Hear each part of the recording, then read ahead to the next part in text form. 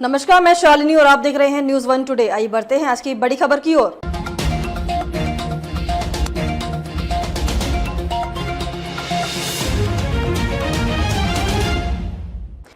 कौन थे काले खां जिनके नाम पर रखे चौक का बदला नाम, अब भगवान बिरसा मुंडा चौक। दिल्ली के सराय काले खां चौक को अब भगवान बिरसा मुंडा चौक के नाम से जाना जाएगा। केंद्र सरकार ने बिरसा मुंडा की 150वीं जयंती पर नाम बदलने की घोषणा की है।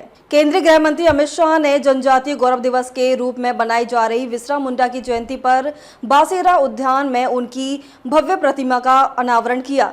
गृह मंत्री ने कहा कि बिरसा मुंडा ने जल, जंगल और जमीन के संस्कार को पुनर्जीवित किया और कहा है कि आदिवासी के लिए यही सब कुछ है। वह समाज में कई प्रकार की जागरूकता लाए।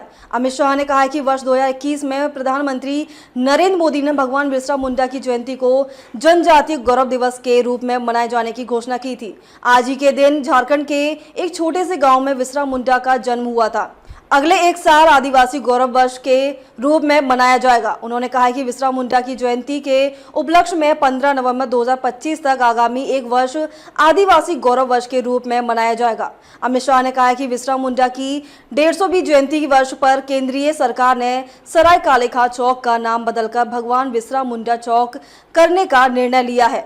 इस दौरान केंद्रीय शहरी कार्य एवं आवासन मंत्री मनोहर लाल खट्टर, दिल्ली के उपराज्यपाल वीके सक्सेना, केंद्रीय राज्य मंत्री हर्ष मल्होत्रा, सांसद रामवीर सिंह विधूड़ी सहित कई गणमान्य मौजूद रहे।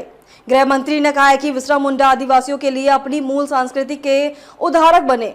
उन्होंने 25 वर्ष की अल्पायु में देश के अनेक लोगों के लिए अपने कार्यों के माध्यम से इस बात की व्याख्या की कि जीवन कैसा व किसके लिए होना चाहिए और जीवन का ध्येय क्या होना चाहिए।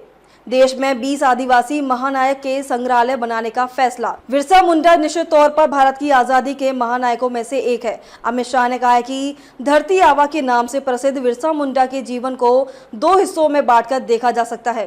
पहला आदिवासी संस्कृति की रक्षा को लेकर उनकी प्रतिबद्धता है, जबकि दूसरा मातृभूमि की आजादी और इसकी रक्षा के लिए सर्वोच्च बलिदान देने का जज्बा। अमित शाह ने कहा है कि आदिवासियों ने देश भर में अंग्रेजों के खिलाफ स्वतंत्रता संग्राम में बढ़ चढ़कर भाग लिया, लेकिन दुर्भाग्य से आजादी के बाद इन महानायकों को भुला दिया गया। प्रधानमंत्री नरेंद्र मोदी ने वर्ष 2015 में 200 करोड़ की लागत से देश में 20 आदिवासी महानायकों के संग्रहालय बनाने का निर्णय लिया ताकि बच्चे इन महानायकों के जीवन से परिचित हो सके। अब तक रांची में भगवान बिरसा मुंडा संग्रहालय, जबलपुर में शंकर शाह रघुनाथ शाह संग्रहालय तथा छिंदवाड़ा में जनजातीय स्वतंत्रता सेनानी संग्रहालय का उद्घाटन हो चुका है। वर्ष 2026 तक शेष सभी संग्रहालय भी बनकर तैयार हो जाएंगे। सरकार ने बीते 10 साल में आदिवासी क्षेत्र में विकास को रोकने और बच्चों को गुमराह करने वाले नक्सलवाद को लगभग समाप्त कर दिया है। उन्होंने कहा है कि सरकार में जनजातियों के विकास के लिए सिर्फ 28,000 करोड़ का बजट था, जबकि मोदी सरकार ने वर्ष 2024 से 25 के बजट में आदिवासियों के लिए विकास के लिए 1,33,000 करोड़ का प्रावधान किया है। 14वीं शताब्दी में हुए सूफी संत काले खां। बता दें कि काले खां 14वीं शताब्दी में एक महान सूफी संत हुआ करते थे, जो शेरशाह सूरी के समय में ही हुए थे। समय के साथ चीजें बदली। आगे चलकर मुगल शासनकाल में दिल्ली स्थित इस आश्रय स्थल यानी सराय के साथ उनका नाम काले खां जोड़ दिया गया और इसके साथ ही यह सराय काले खां के नाम से फेमस हो गया। अगर आप दिल्ली में इंदिरा गांधी एयरपोर्ट की ओर जाते हैं तो रास्ते में सूफी संत काले खां की मजार भी बनी है। दिल्ली में सराय काले खां दक्षिण पूर्वी के तहत आता है। सराय काले खां के आसपास के इलाके निजामुद्दीन, जंगपुरा एक्सटेंशन और लाजपत नगर है।